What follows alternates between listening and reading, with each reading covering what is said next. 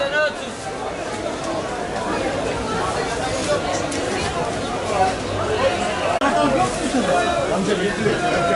Allah.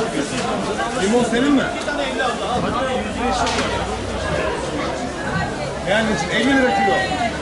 Salatalık bitmiş.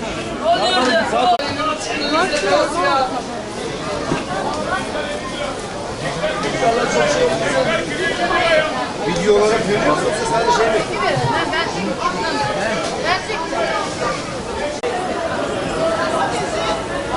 Temizler 15 lira, temizler 15 lira.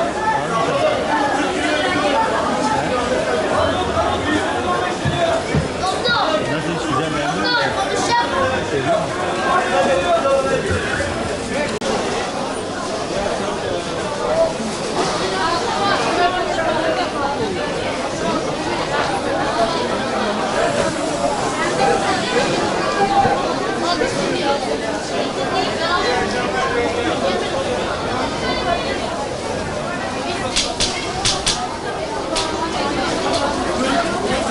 Bayan buyurun.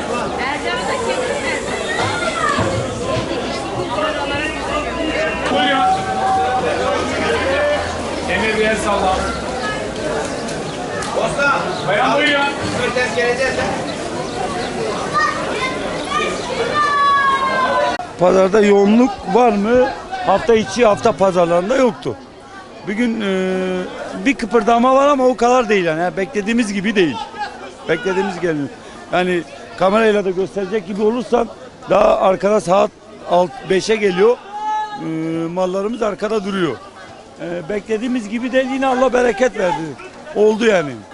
Yeşillik satıyor, salata türü, işte taze soğan, roka, maydanoz, marul. Fiyatlar gayet uygun şu an. Yeşillik 7,5 lira, 4 temeli 30 lira. Marullar o 20'den başlıyor, 30 var, 50 var, 40 var. Boy boy marul satıyoruz. Yani fiyatlar gayet güzel. Gübre pahalı, mazot yani bildiğin gibi pahalı. Çiftçinin durumu beklediği gibi değil yani. Emin ol, beklediği gibi değil. Çiftçi, ya kendim de çiftçiyim. Beklediği gibi değil. Yani gelen gideni karşılamıyor. Gideri karşılamıyor. Gider yüksek. Yevmiyeler yüksek. İşçi bulmaktan zorlanıyoruz tarlada, özellikle tarlada. Beklediğimizde halen bugün 7,5 lira. Şu nane 7,5 lira, düşün yani. Bayram arifesinde mesela Kurban Bayramı sebebiyle sebzeler hızlı gidiyor. Meyve için aynı şeyi söylemem ama sebze hızlı gidiyor. Tezgahta patlı soğan satıyorum. Fiyatlar 3 kilo 100, 4 kilo 100. Bu soğanlar mesela Adana'dan geliyor. Adana şu an yağış bölgesi, yağış alıyor. O yüzden hani söküm olmadığından dolayı fiyatlar yüksek. Dar gelirli insanlarımız için mesela memnun değiller. Çünkü aldıkları asgari ücret pazar fiyatlarıyla örtüşmüyor, yani öyle yetmiyor. Hani az da olsa bir hareketlilik oldu yani. Allah bereket versin, bir yoğunluk oldu. Fiyatlar konusunda da geçen sene oranla tabii ki bu sene mahsul çok. Özellikle meyve üzerinde. Fiyatlarımız da uygun. Kiraz olsun, erik olsun, kayısı olsun. O yüzden müşteri memnuniyeti iyi gidiyor şu an. Kardeşim biz full meyve çeşitleri var bizde. Erik, kayısı, şeftali, kiraz. Ortalama 70-150 lira arası gibi fiyatlarımız var yani. Tabii geçen sene oranla müşteri memnuniyeti var. Bu sene iyi gidiyoruz.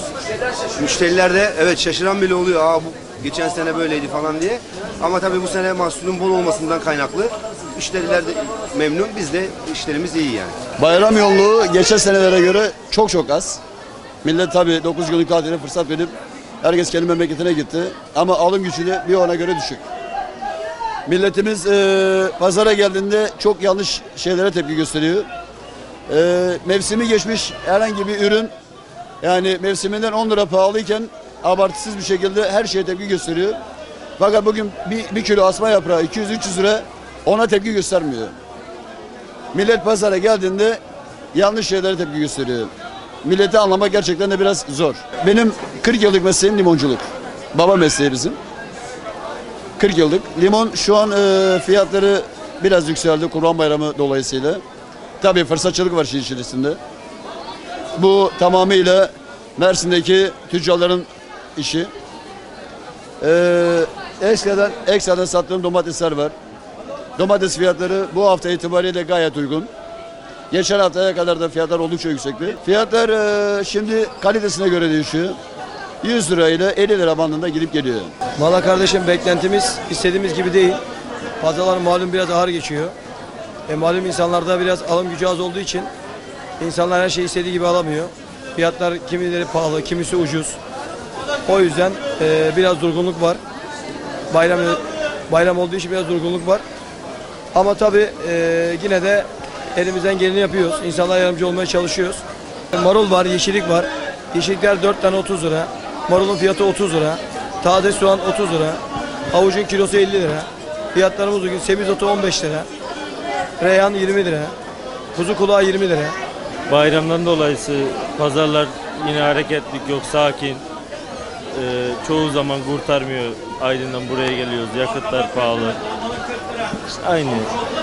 Toptan fiyatına mal satıyoruz. Fasulyemiz var, barbunya var. İşte enginar satıyoruz. Enginar 6 tane, 7 tane, 8 tane 100 lira. 10 lira, 15 lira tanesi ortalama. İşte barbunyanın 100 lira, 120 lira toptan fiyatına tezatlı satıyoruz. İşte öyle patates, soğan satıyoruz. Çoğu zaman kurtarmıyor. Çoğu zaman da iyi kötü alıyoruz yine, Allah bereket versin yine.